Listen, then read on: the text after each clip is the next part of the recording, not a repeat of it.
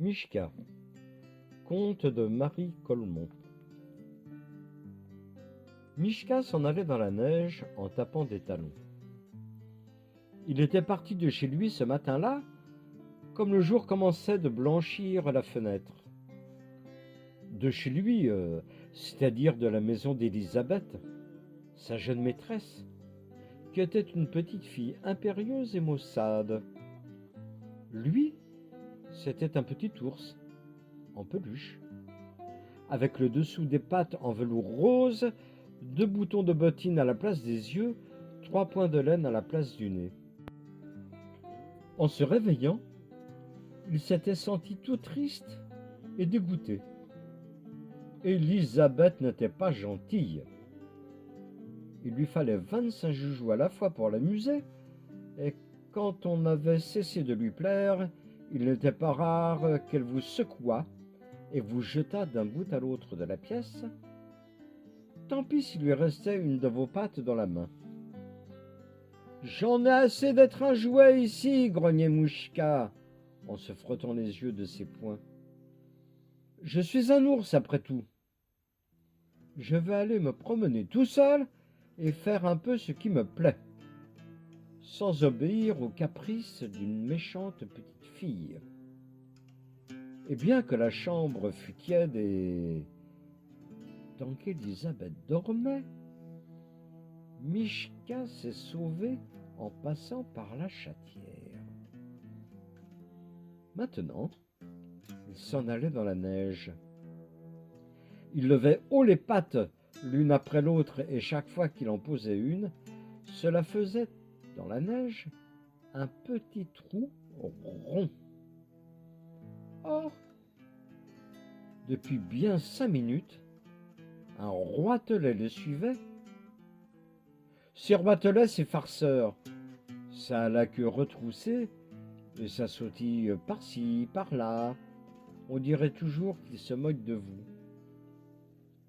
Celui-là faisait piou-piou dans le dos de Mishka, et quand Mishka se retournait, vite il se laissait tomber dans un des petits trous ronds que les pattes de Mishka avaient fait dans la neige. Disait Mishka, j'avais bien cru pourtant entendre. Et dans son trou rond, le roitelet mourait de rire. Mais tout de même à la fin, du coin de l'œil, Mishka l'aperçut. « Wouh !» lui fit-il au nez en se retournant d'un seul coup. Pauvre roitelet, il eut si peur qu'en volant il emmêlait ses ailes et que ce fut miracle qu'il ne tomba pas. Il se blottit sous un buisson et se tint désormais tranquille. Tra-deri-dera, tra-la-la, chantait Mishka en continuant sa route.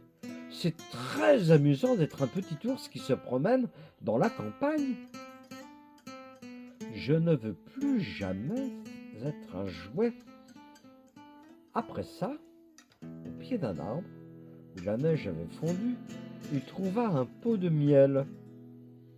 Une paysanne l'avait perdu sans doute au retour du marché. Mais le pot de miel était fermé et Mishka ne savait pas dévisser le couvercle. Après avoir essayé de toutes les manières, il devint furieux. « Tiens, grande bête de peau, dit-il en lui lançant un coup de pied, va-t'en où il te plaît. » Et le pot se mit à rouler, et roulant, il buta contre une pierre, s'ouvrit en deux. Voilà le miel. Faisait Mishka en se régalant. Que la vie est belle dans les bois. Plus jamais je ne serai un jouet. Ça, non. Naturellement, quand il eut bien déjeuné, il se fut bien frotté son petit ventre rond. Il eut envie d'aller faire la sieste en haut de l'arbre. Il grimpa donc et s'installa dans les branches et dormit un bon coup. Quand il se réveilla, c'était presque le soir. 2 oies sauvages s'étaient posées à la cime de l'arbre pour se dégourdir les pattes, et on les entendait causer. Cancan, c'est le soir de Noël, disait l'une. Cancan, disait l'autre. C'est ce soir que chacun doit faire une bonne action. C'est ce soir que chacun doit aider son semblable, secourir les malheureux, réparer les injustices. Tiens, tiens, se disait Mishka, je ne savais pas ça. Et puis elles s'envolèrent au fond du grand ciel gris. Et Mishka descendit de son arbre et repartit dans la neige cherchant une bonne action à faire. Mais on eût dit que la terre où il était arrivé maintenant était toute déserte. Pas une maison, pas un animal, rien que la neige et les grands bois. Soudain, voici qu'il entendit des grelots. C'était un traîneau tiré par un renne. Le renne était blanc, son harnais était rouge et parsemé de clochettes, et tout ça était très joli. Et aussi dans ses yeux beaux et longs, le renne avait une lumière comme on n'en voit pas sur terre, assurément. Sur le traîneau, il y avait un grand sac, tout gonflé, tout bossu. C'était le renne de Noël qui faisait sa distribution, comme c'est l'usage dans les pays du Nord, où il y a bien trop de neige pour qu'un bonhomme Noël puisse cheminer à pied. « Grimpe vite, dit le renne à Mishka, tu m'aideras. »« Oh, ça c'est amusant !» Le traîneau volait dans la neige. La nuit était venue, mais il y avait tant d'étoiles au ciel qu'on y voyait comme en plein jour. À chaque village, à chaque maison, le renne s'arrêtait et Mishka, entrant à un pas de loup, mettait dans la cheminée un chemin de fer, un pantin, une trompette, tout ce qui lui tombait sous la main en fouillant dans le grand sac. Mishka s'amusait comme un fou. S'il était resté sage petit joujou dans la maison d'Élisabeth, il aurait jamais connu une nuit pareille. De temps en temps, cependant, il pensait. Et ma bonne action dans tout ça? Alors,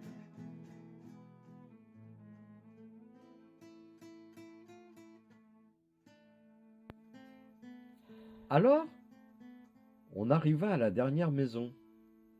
C'était une cabane misérable à la lisière d'un bois. Mishka fourra la main dans le grand sac, tourna, fouilla. Il n'y avait plus rien. « Reine, oh reine, il n'y a plus rien dans ton sac. »« Oh !» gémit le renne. Dans cette cabane, il y avait un petit garçon malade. Demain matin, en se réveillant, verra-t-il ses bottes vides devant la cheminée? Le renne regarda Mishka de ses beaux yeux profonds.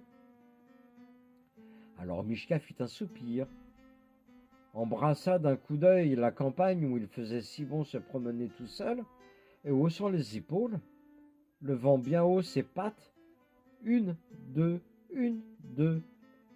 pour faire sa bonne action de Noël, entra dans la cabane, s'assit dans une de ses bottes, attendit le matin.